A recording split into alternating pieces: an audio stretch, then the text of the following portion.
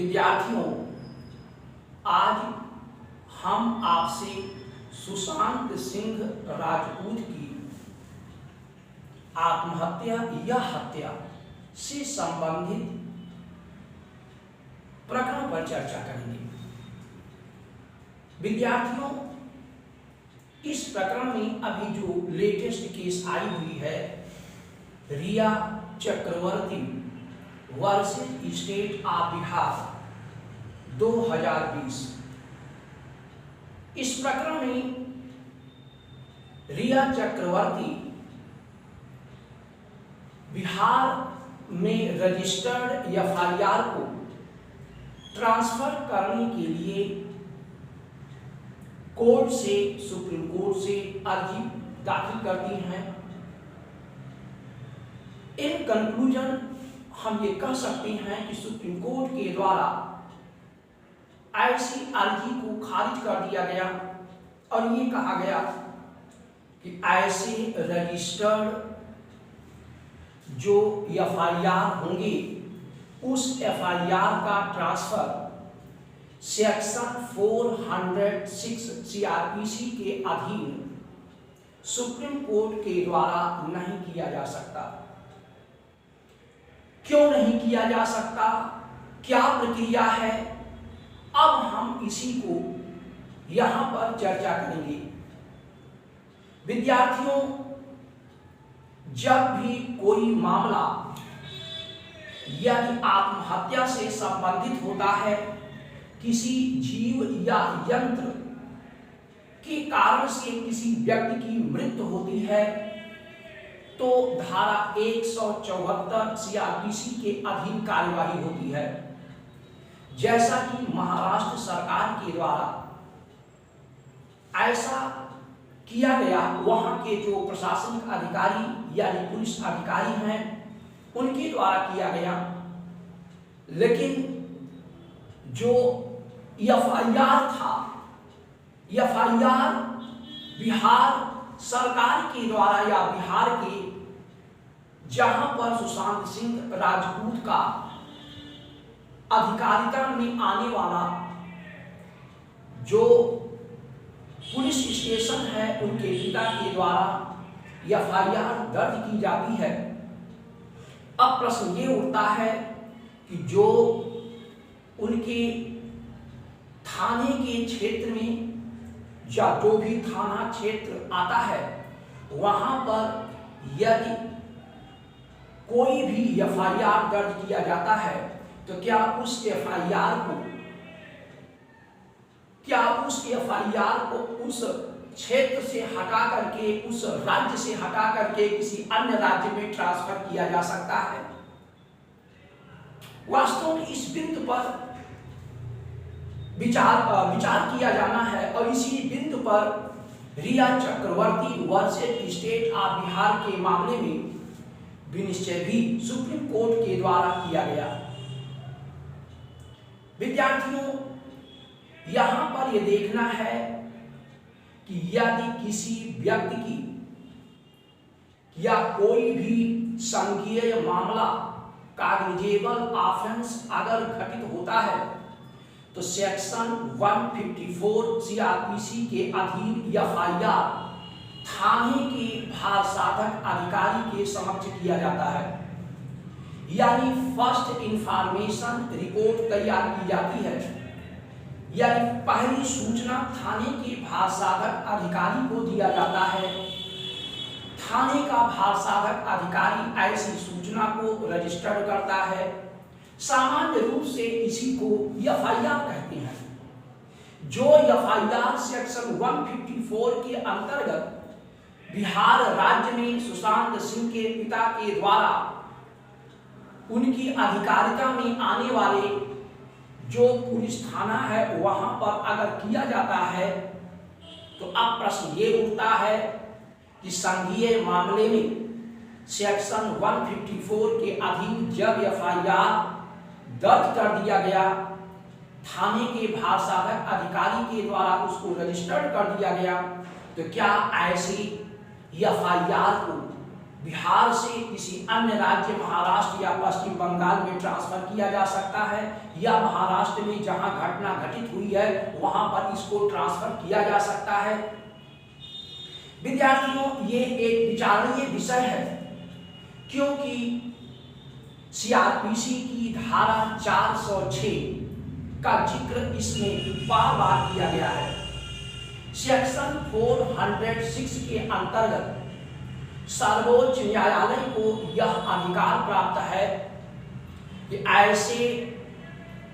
ऐसे कुछ मामले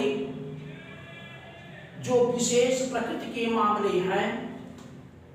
या कोई अपील, तो सर्टेन केसेस एंड अपील्स,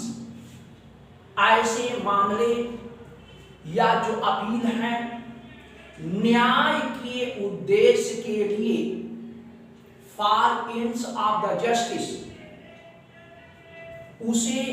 एक न्यायालय यानी हाई कोर्ट से दूसरे हाई कोर्ट में ट्रांसफर किया जा सकता है। लेकिन इसके लिए जो निवेदन करना होगा अटॉर्नी जनरल ऑफ इंडिया यानी भारत का महान्यायवादी या जो उसके हितबद्ध पक्षकार हैं, ऐसे हितबद्ध पक्षकार की प्रार्थना पर किसी मामले को या किसी अपील को एक उच्च न्यायालय से दूसरे उच्च न्यायालय में ट्रांसफर किया जा सकता है। लेकिन यह किस प्रकार की बात हो रही है, यह केवल केस एंड अपील के संबंध में चर्चा की जा रही है, उसको ट्रांसफर करने की बात कही जा रही है। तो अब प्रश्न ये उठता है कि क्या सेक्शन 406 के अधीन जो एफआईआर किसी राज्य में या किसी राज्य के भीतर जो थाने का भाषाधक अधिकारी या किसी पुलिस थाने में अगर एफआईआर रजिस्टर्ड होती है तो ऐसे एफआईआर को क्या ट्रांसफर किया जा सकता है? विद्यार्थियों, सेक्शन 406 की एनालिसिस करने पर कहीं पर एफआईआर शब्द का प्रयोग नहीं किया गया है और इसलिए सेक्शन 406 के अंतर्गत एफआईआर का ट्रांसफर नहीं किया जाएगा। और इस तरीके की जो बात है माननीय उच्चतम न्यायालय के द्वारा श्री हृषिकेश रॉय जस्टिस हैं, जिनके बेंच में यह मामला विनिश्चित किया गया, उनके द्वारा यह विनिश्चित किया गया कि ऐसे एफआईआर को ट्रांसफर नहीं किया जा सकता। और इस संदर्भ में जो पूर्व निर्णय प्रस्तुत किया गया, ऐसे जो निर्णय आते हैं Ramchandra Singh Sagar versus state of Tamil Nadu 1978 के मामले में सुप्रीम कोर्ट के तत्कालीन न्यायमूर्ति श्री जस्टिस कृष्ण अय्यर महोदय ने स्पष्ट शब्दों में इस बात की घोषणा किया या इस बात का उन्होंने विनिश्चय किए कि कोई भी मामला, कोई भी अपील सेक्शन 406 के अधीन न्याय के उद्देश्य की प्राप्ति करने के लिए सुप्रीम कोर्ट एक उच्च न्यायालय से दूसरे उच्च न्यायालय को तो ट्रांसफर कर सकता है, लेकिन एफआईआर को ट्रांसफर नहीं कर सकता। और उन्होंने बहुत ही जोरदार तरीके से इस बात को प्रस्तुत भी किया कि सर्वोच्च न्यायालय को इस तरीके का कोई भी शक्ति प्राप्त नहीं है और कि वह एक मामले को, एक एफआईआर को दूसरे जगह पर अर्थात दूसरे राज्य में उसको ट्रांसफर कर दिया जाए। इसमें उन्होंने कारण भी दिया कि जो भी एफआईआर होती हैं या जो रिमांड होती हैं ये कोर्ट को फॉरवर्ड कर दिए जाती हैं, इसलिए जहां पर एफआईआर दर्ज हुआ है अब उस क्षेत्र के अंतर्गत ही उसका कार्यवाही की जाएगी, उसके अधीन ही कोई भी प्रोसीडिंग स्टार्ट की जाएगी, लेकिन उसका ट्रांसफर नहीं किया जा सकता। और इसीलिए आप देखते हैं कि जो बिहार राज्य के डीजीपी के द्वारा अपने किसी ऐसी पुलिस अधिकारी को भेजा जाना, ठीक है, उसको उनको क्वारंटाइन किया गया, वहां की ऐसी कोरोना के कारण से इस प्रकार से किया गया जैसा कि उनके द्वारा कहा जा रहा है। लेकिन हम यहाँ पर सिर्फ इतनी बात कहना चाहते हैं कि यदि एफआईआर बिहार राज्य में दर्ज हो गया है, रजिस्टर्ड हो गया है, तो उसका ट्रांसफर नहीं किया जाएगा। अब बिहार सरकार के अधीन या बिहार सरकार के द्वारा जो भी इस तरीके की न्यायिक प्रक्रिया या इस तरीके का जो भी कार्यवाही है बिहार राज्य में, थाने के जो पुलिस अधिकारी या जो पुलिस प्रशासन है उसके अधीन ही अब कार्यवाही की जाएगी। विद्यार्थियों, ये जो ट्रांसफर की बात आती है, ट्रांसफर सुप्रीम कोर्ट को धारा 406 के अधीन, धारा 407 में हाई कोर्ट को अधिकार दिया गया है, धारा 408 में सेशन कोर्ट को इस तरीके से अधिकार दिया गया है कि सेशन कोर्ट किसी मामले को, अपील को किसी अन्य कोर्ट में ट्रांसफर कर सकता है जो उसके अधीनस्थ कोई मामला है, अधीनस्थ जो कोर्ट है उसमें उसको ट्रांसफर किया जा सकता है। लेकिन धारा 406 में इस बात को स्पष्ट रूप से घोषित कर दिया गया है कि कोई भी मामला, कोई भी अपील एक उच्च न्यायालय से दूसरे उच्च न्यायालय या एक उच्च न्यायालय के अधीनस्थ दंड न्यायालय से दूसरे उच्च न्यायालय के समान या वरिष्ठ दंड न्यायालय में ट्रांसफर किया जा सकता है, न्याय के उद्देश्य के लिए, for the purpose of the, या you can say end of justice, यानी न्याय का उद्देश्य प्राप्त करने के लिए इस तरीके की कार्यवाही की जा सकती है। सुप्रीम कोर्ट को ऐसा अधिकार दिया गया है। अब यहाँ पर आप देखते हैं कि जो भी इस तरीके का, जो भी इस प्रकार से कार्यवाही करने का निर्देश प्राप्त हुआ है, यानी धारा 406 के अंतर्गत जो ट्रांसफर करने की अधिकारिता है वो केवल और केवल मामले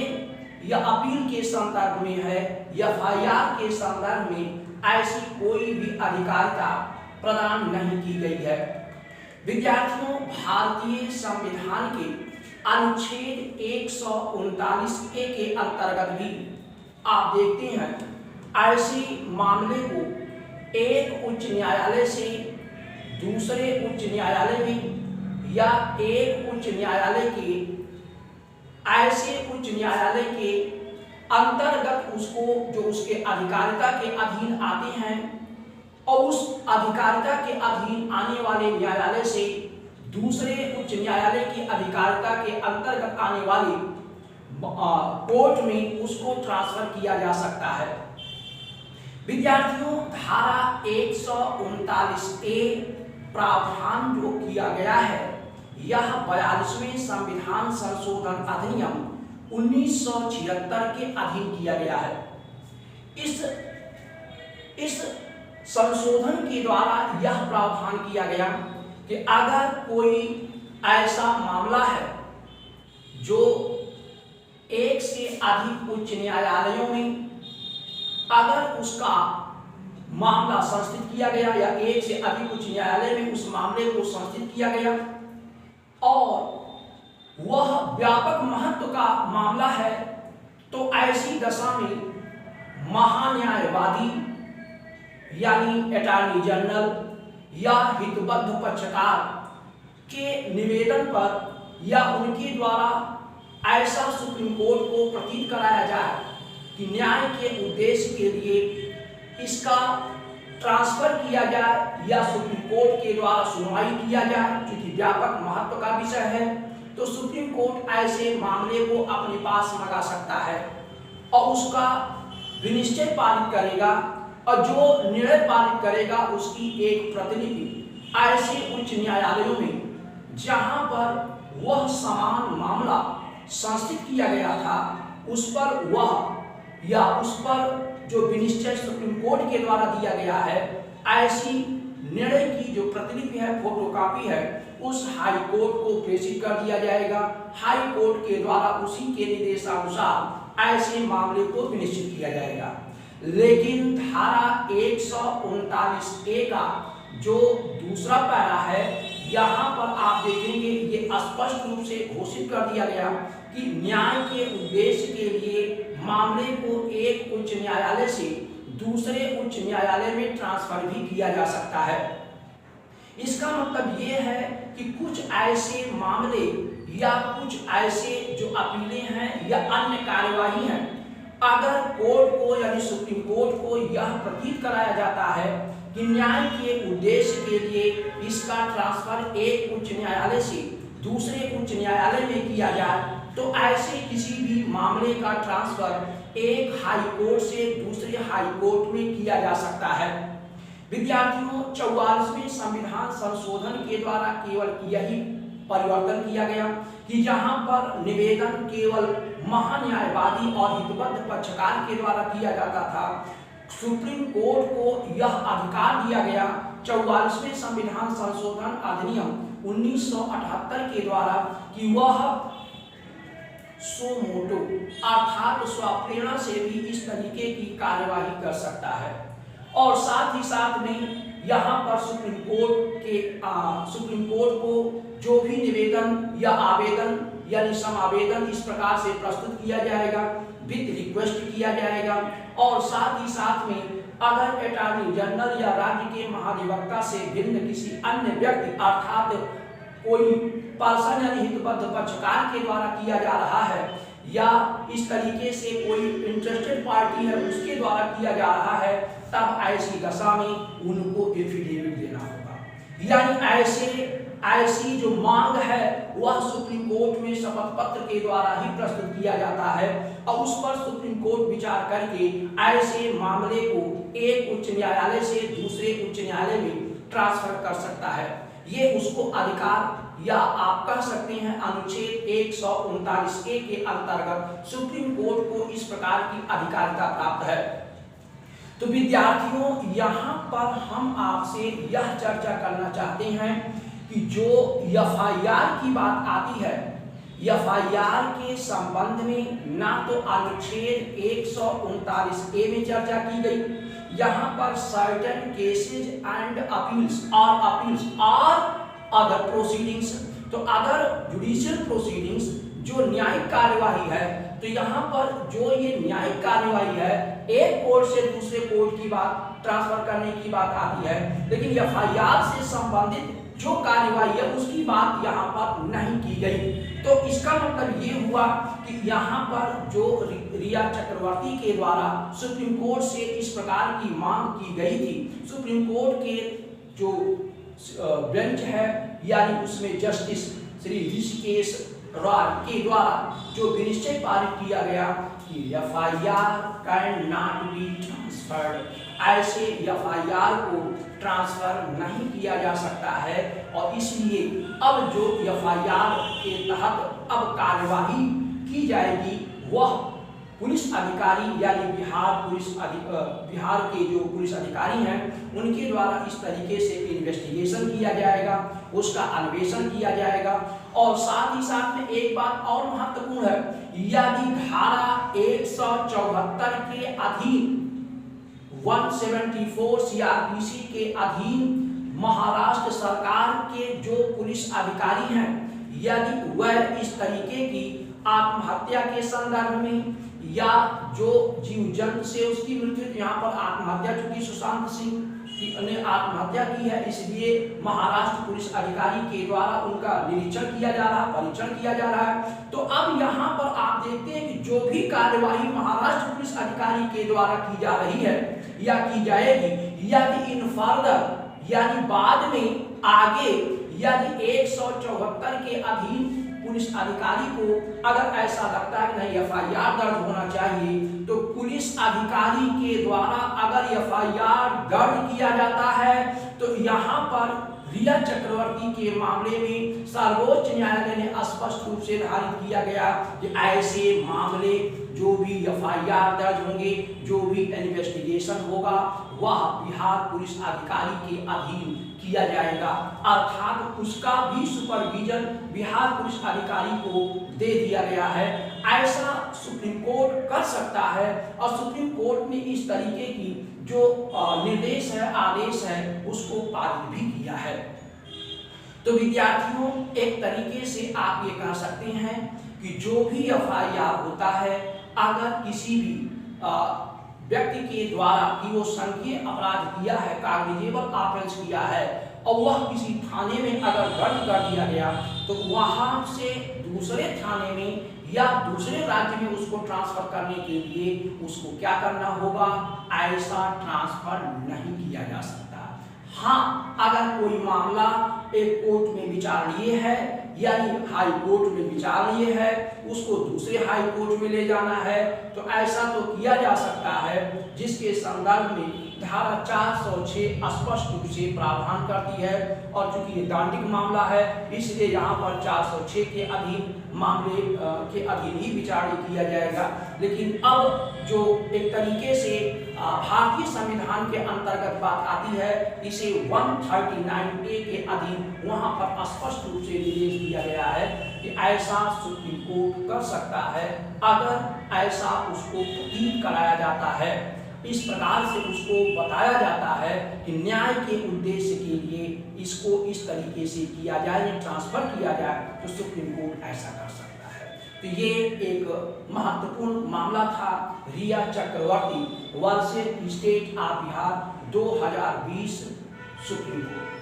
that's all. Okay, thank you. इसको आप चैनल को सब्सक्राइब जरूर करें और साथ ही साथ में इस पर लाइक कमेंट जो कुछ भी है जो आप कर सकते हैं उसको आप करें। That's all. Okay, thank you.